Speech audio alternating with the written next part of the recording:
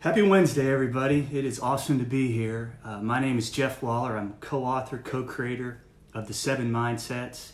And today I want to talk to you about passion first, which is one of my very favorite mindsets. When we wrote our book many years ago, it was my favorite mindset. And I want to ask a question that we asked ourselves many years ago, which is, what is happiness? What is it that's happiness? Whenever we ask teachers, whenever we ask parents what it is they want for their students, they always say they just want them to be happy. Well, what does that even mean? So I would love it if everybody on this call would take some time and just write in the comments field what it is they think happiness means. What does it mean to them? Okay, so if everyone just take a few moments and do that. What I'd like to do is share a dream with you. I have a dream that I think all of us share right now. And what's great about this dream is that I know it can come true, and I know exactly how to do it. And that dream's this, that I want to look back at this time. I want to look back at this period that we're going through with the coronavirus as a time when I grew, when I developed a relationship, when I developed a skill, when I changed my perspective. And I want to be able to tell a story about how my kids saw their father, and how he was there and he was strong, and I want them to remember me during this time, and I want my wife to see me as something, and I want to be able to tell stories about our business and how our business was courageous and how we decided to take this time and support schools and educators and the people that we care so much about. And that's my dream, and I know it can come true because I've been blessed. I was blessed that I was part of the team that did the initial research into the 7 Mindsets. I spent 3 years, and we were able to talk with hundreds and hundreds of people who had lived happy and extraordinary lives. We read about people like that. We studied the studies of people. And we would always ask this question. We'd say, what is it that allowed you to be successful? And one of the responses we most often got was that they would always point back to a moment of adversity, not unlike what we're going through now. As a time in their life when they grew, when they became the person that they had to become to ultimately do what they wanted to do in life. And that's really what we learned, and that was the great blessing of the research that we did, is that we were able to study people. And I know, when in today's world, when maybe you start to be scared and you listen to the news and your mind starts to get going and telling stories, and you're not thinking clear, and you want to do things, and maybe those things aren't purposeful and productive for you. I think that's a time to just go back, for me, to the research and the people that we talked to who told us exactly what we can do in times like this so that we can ultimately be happy and successful and put ourselves in a position to sort of move on into the new world, not just survive, but thrive ultimately. And that's really what my hope is for me, and that's what my hope is for you. So I want to talk a little bit about happiness. When we first did our research many years ago, we asked a simple question. Why is it that so many people are happy and so many people are struggling? What is it that separates those people? But it's really hard to answer that question if you don't really know what it means to be happy. I mean, is happy all about being professionally successful and making money? I mean, yeah, it is. That doesn't hurt. But I know a whole lot of people that I think have both of those that I would describe as miserable, not happy at all. And I'm sure you know those people as well. Is it having a great family? Or is it being married and being happily married? Well, yeah, that really helps. I know it helps me a lot. But I know a lot of happy people who aren't married. So that's not it. So what is it? And if we were going to figure out what it is we could do with people to help them be happy, we better figure out what happiness is, so we could intentionally design our book and our curriculum to help those things be intentionally developed in people. And so the best definition we ever got was out of the University of Pennsylvania. And there was a guy there named Martin Seligman, who you may have heard of. And he was kind of the face man for the work there. But there are many, many people there doing extraordinary work. I would encourage you to go to their site, because they got a lot of great tools that can help us right now. But they had this really elegant, beautiful definition of happiness that I think can really help me and help you and help all of us understand what we can be doing now to be happier and find more joy through what we're currently going through, but also set ourselves up to be more happy and successful in the future and help our students and our children do the same. And so they broke it down into 3 things, and that's the beauty of it. I think if we can do these 3 things well, then we can assure ourselves that we can become happier. The first is that happy people experience positive emotions. They know how to experience positive emotions, or they know how to experience emotions positively. So sure, that means that people who are happy experience more joy. They find more gratitude and grace in their life. They experience love more. But it's deeper than that, right? I have one of my heroes is my father-in-law. He's just this extraordinary guy that I've always admired. And about 10 years ago, he lost his mother-in-law. It was someone that he really cared deeply for. And I remember watching for a few weeks, and I saw him suffer. I mean, I saw him in pain. And it was really hard because he's such a happy guy, and it was hard to watch.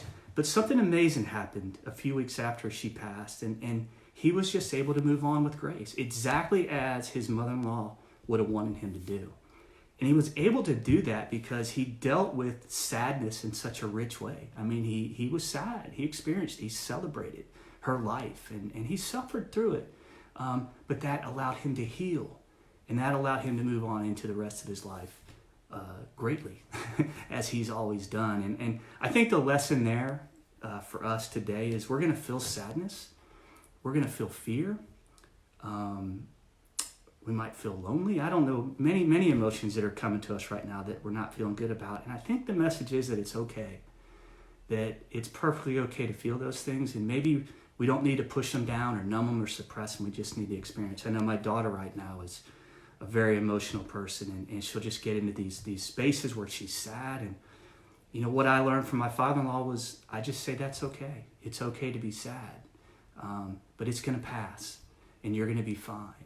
And you know, just be sad for a while, and it's okay.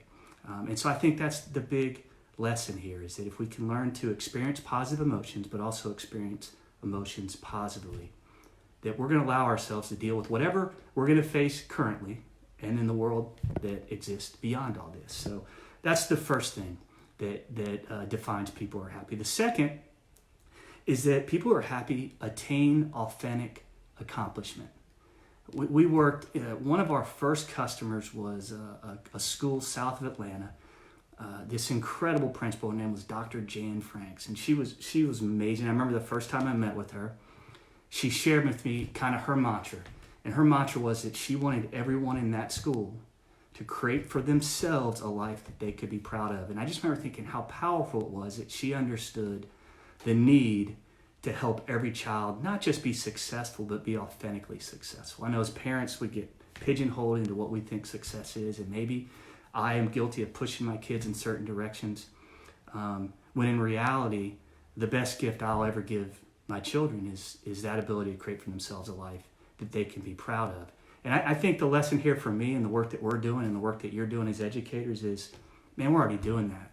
We're already doing work that matters. We have this gift, this opportunity to do things for people and create things that will transcend our own lives. And that is the great gift of education. And I hope that all of you cherish that and understand that I know in these difficult times there may be students that you feel like you're losing connection with, that you're not able to contact, and you're feeling sad and maybe even guilty.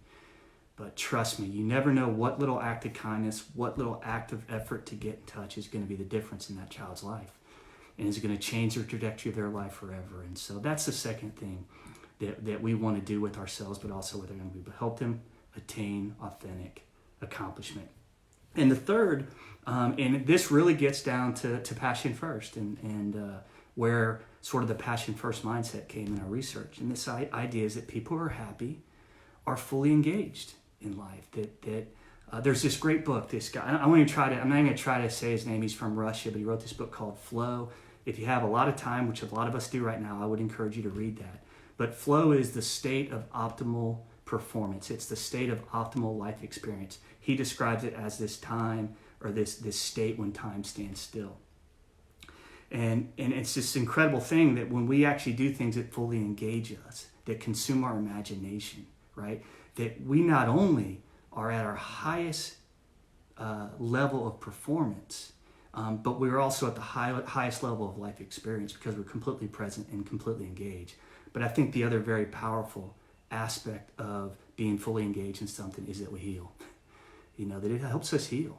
Being engaged, being productive, doing things that matter heals us, and it makes us feel better. And so that's the third point. And my last piece of advice to you is find something that you can do every day for 30 minutes that fully engages you, that taps into your passions, that gets time to stand still. Every night at 7 o'clock, I work all day with my 3 kids, getting them to do their schoolwork. I'm trying to get my work done. My wife's getting her work done. We're scared. We don't know what's going to happen. But every night at 7 o'clock, we sit down and we watch a movie as a family. And it's these stupid movies that we've watched before. But they're amazing. And for 2 hours, time stands still for us. And we come together as a family and we really heal. And so I would encourage you to figure out what you can do for yourself for 30 minutes every day. And I would encourage you to pass it on to your students as well, because I know when we're fully engaged, when we're consumed with our creative energies, that not only are we performing and functioning at high levels, but we're healing ourselves and we're helping ourselves through this. So that's the third thing. Number one, experience positive emotions, experience emotions positively. Number two, attain authentic accomplishment. We all have that in education. And number three, be fully engaged, be consumed by the things that you're doing in life. So that's passion first. That's my message for the day. And I just like to end on a quote from William Shakespeare from Hamlet. This above all, to thine own self be true, and it must follow as the night the day. Thou canst not then be false to any man. I love that quote. I think it embodies passion first. Go out there and keep doing all the great work that you're doing. I know every little thing you're doing matters and is making this world a better and a kinder place for all of us. Thank you and goodbye.